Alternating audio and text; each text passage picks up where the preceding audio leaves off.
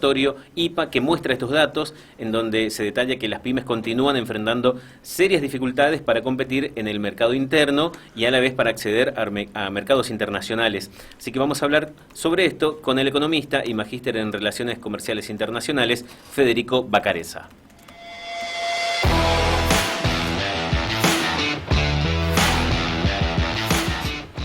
Federico, ¿cómo estás? Gracias por atendernos. Buen día. ¿Qué tal? Buenos días, ¿cómo están? Es un placer.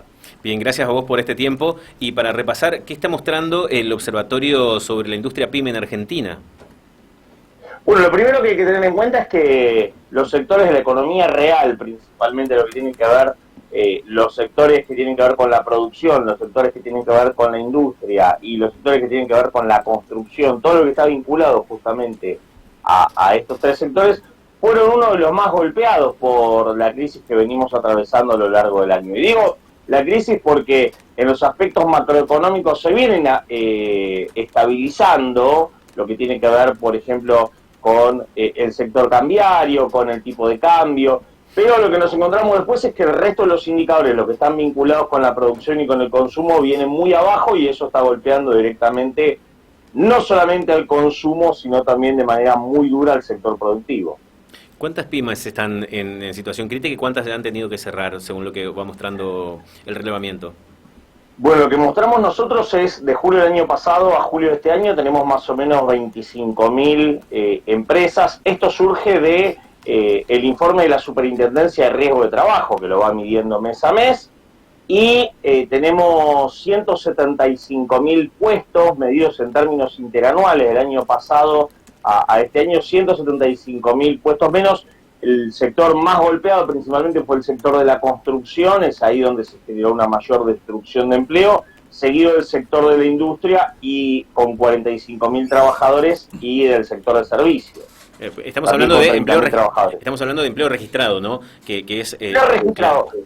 Estamos hablando solamente de empleo registrado porque la medición que hace la Superintendencia de Riesgo de Trabajo es sobre el empleo registrado.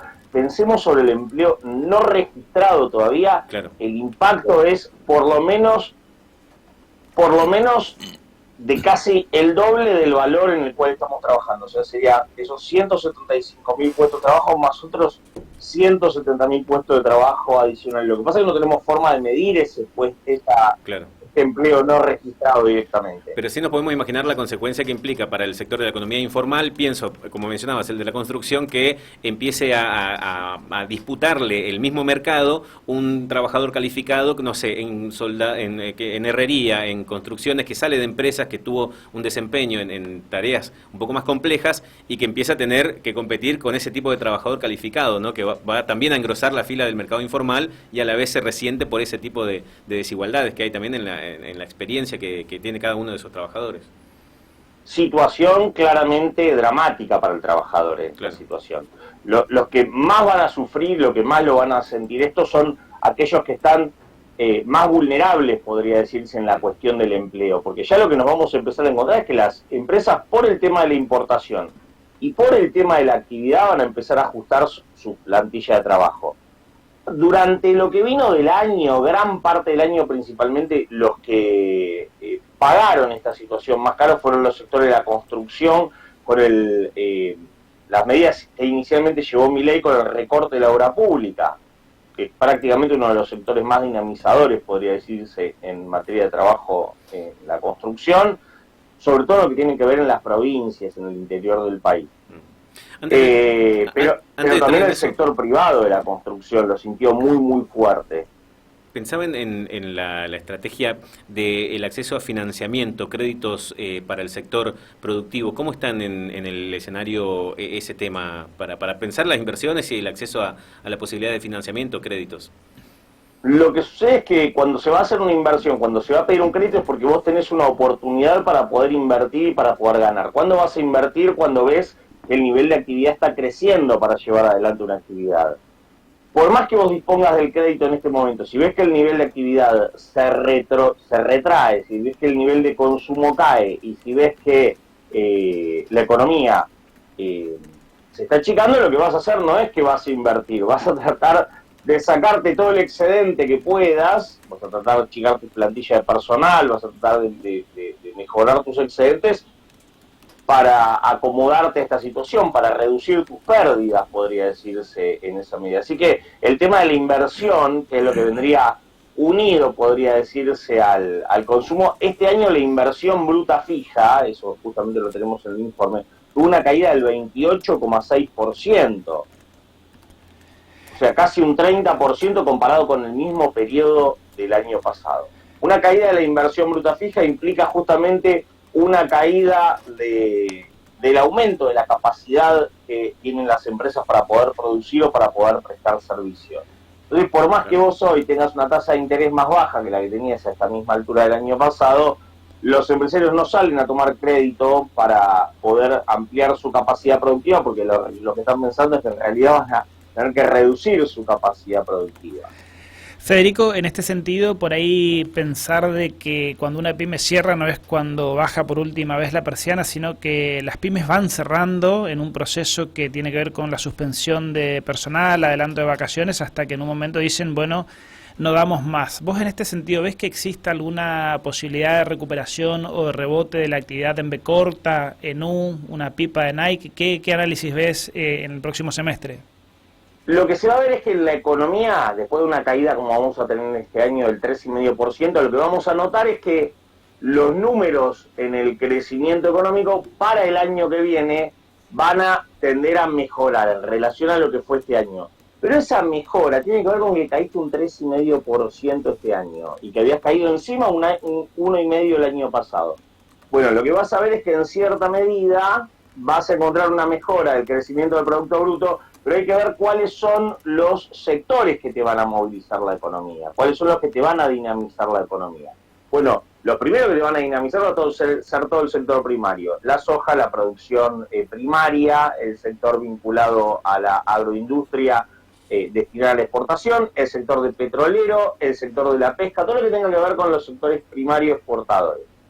Y después con lo que te vas a encontrar es que con los sectores de la economía real, teniendo una caída como ya tenemos del 16-17%, los sectores que tienen que ver con la industria, los sectores que tienen que ver con la producción, con la producción manufacturera y los sectores que tienen que ver con el consumo, sobre todo lo que tiene que ver con el consumo, van a sentir el impacto y lo están sintiendo de manera muy muy fuerte. Una pyme no se cierra de la noche a la mañana, como bien decías. Primero se empieza por la reducción de personal, como para poder acomodarse al nivel de actividad, y después de la reducción de personal viene la pyme que se convierte en importadora. ¿Qué es lo que va a empezar a hacer muchas pymes que hacen manufactura? Van a dejar, bueno, una parte de lo que produzco acá y que estoy más o menos competitivo lo sigo ofreciendo desde acá y la otra parte lo importo. Entonces se van a hacer las mismas pymes manufactureras las que van a empezar a importar la mercancía terminada para poder comercializarla. Y una partecita la dejan funcionando acá. Lo que no vamos a encontrar van a ser que las pymes mayoritariamente se van a erigir, aquellas que pueden, en importadoras, y vamos a tener un daño sobre lo que tiene que ver todo el tejido productivo, que va a ser muy profundo y muy muy duro, una pérdida de oportunidad muy grande de poder avanzar hacia una industrialización y una mayor complejización de la estructura económica, y los que más lo van a sentir principalmente van a ser los sectores del trabajo. Los sectores del trabajo van a ser los que van a sentir muy fuerte esta pérdida de empleo y apertura de las importaciones. ¿Por cuánto tiempo se podrá sostener esto? Es la pregunta. ¿Se puede sostener indefinidamente esto? ¿Podemos hacerlo como en los 90? Tenemos un Fondo Monetario Internacional como en los años 90 que te permitía endeudarte sin límite prácticamente y te prestaba una y otra vez indefinidamente. ¿Se puede hacer eso hoy? Bueno, el gobierno apunta a que en cierta medida esto vendría a regularizar la economía, a acomodar los precios y a hacer bajar los precios de la dinámica que venían trayendo de los años anteriores. Hay que ver por cuánto tiempo esto puede sostenerse. Una última, Federico, agradeciéndote el tiempo, ya que nos metimos ahí en tema precios, por lo menos tangencialmente. Una de las celebraciones que viene haciendo el gobierno y que muestra como carta principal de su gestión es la desaceleración en la inflación, a costa de una recesión o de un estancamiento en la economía, y quería ver cómo impacta eso en las pymes, qué expectativas abre, qué lectura hacen de que la inflación esté bajando a los niveles que, o no está bajando, pero se está desacelerando en los términos en los que lo presenta el gobierno. Bueno, está creciendo a un ritmo mucho menor del que venía creciendo. Eso es positivo, sí.